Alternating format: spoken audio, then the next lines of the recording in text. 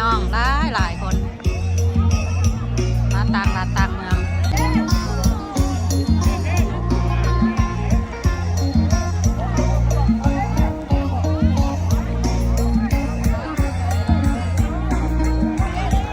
บุญกฐินวัดไฮพอยต์นอร์ทแคโรไลนาวัดพระแก้วรัตนาราม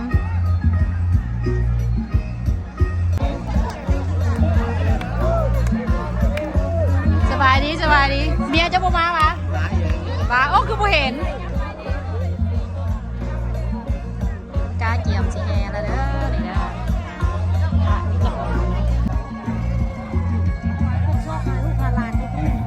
ชอบลูกหลานมาแห่น้ำเปลี่ยนทางแห่แล้วพี่น้องกี้นี้เปลี่ยนบ่ถูกทาง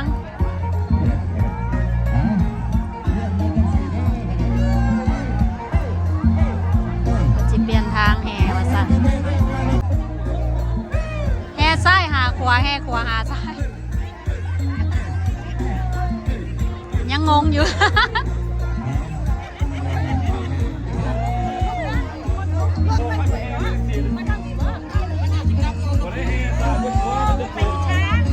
เพิ่นไปพิษทางไม่ออกพากันงงอยู่ไม่ออกงงมันเครื่องงงเซเลอยู่สิไปทางไหนแม่นบ่ยังงงอยู่ย่าบ่ได้แห่ได้ไม่ออกกันแม่น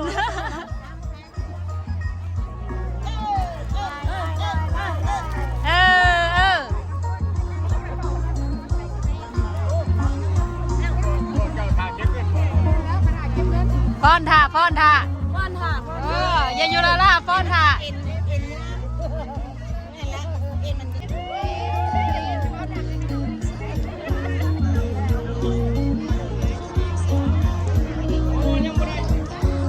เอาคือบ่ยาง คือบ่แห่ให้แต่มียิงแห่เนาะผู้ชายบ่แห่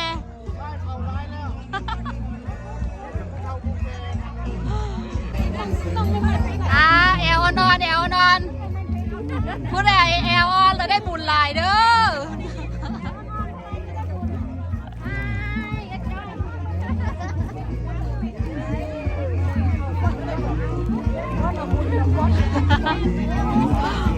ป้อนเอาบุญเพิ่นว่า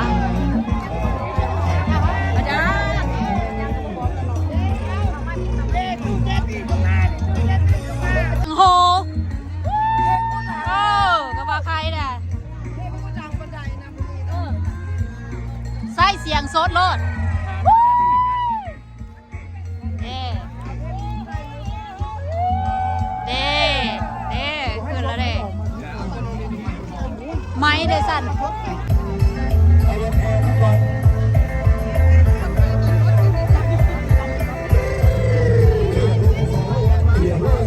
เอาเตี้ยลงแล้วบัดนี้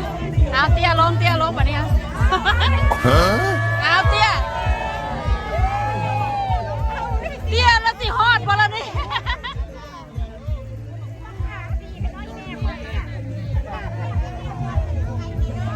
เตี้ย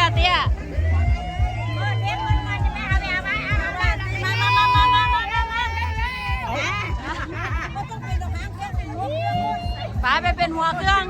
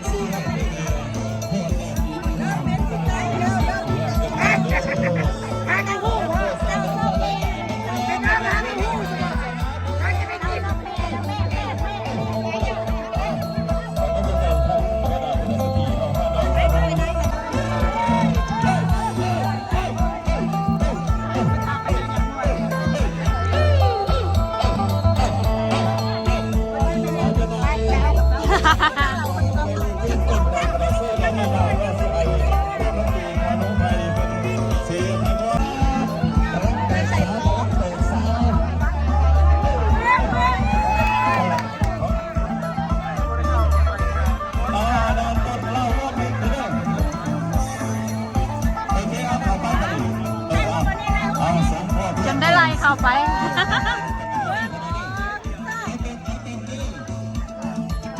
เข้าไปถวายเป็นกระถิ่นกันนะพี่น้องทิ้งคอยมะม่วงกันเสียให้ร้องเพลงมันเพิ่นมาให้เอาต้นก่อนเอาต้นไปเคี่ยนแล้วเป็นสูตรกระถิ่นแล้วเพิ่นเอามามอนกันใหม่ได้อายได้เลยขอบคุณเข้าใจด้วยสุขคนก็ได้มาเข้าไปได้ประตูให้เด็กผิดงานสิมาผิดงานแล้ว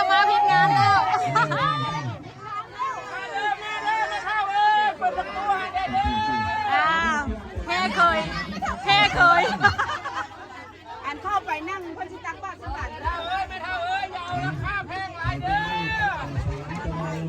เข้าไปวันนี้เข้าไปมีแฮงเอ็กซ์ไซส์แอลสิพาเข้าไปไหนเด้อวันนี้เด้อเข้ามาไหนเด้อไปเด้อเข้ามาไหนครับหลังจากไปแห่มาเด้อนี่เด้อ